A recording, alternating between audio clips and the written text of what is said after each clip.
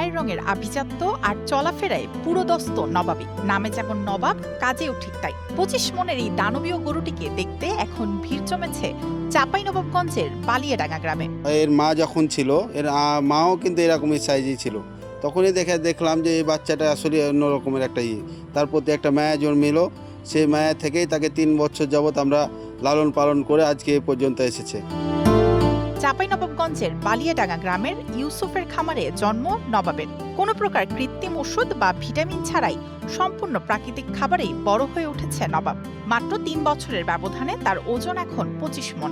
শরীরটা পাহাড়ের মতো বিশাল হলেও স্বভাব একদম শান্ত আর শিশুর মতো ভদ্র। কোনো দৌড়ঝাঁপ নেই, নেই কোনো বিরক্তি। যে কেউ অনায়াসে তার কাছে গিয়ে আদর করতে পারে।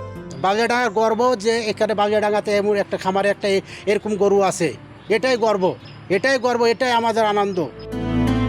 নবাবের জীবনযাপনও বেশ আয়েশি।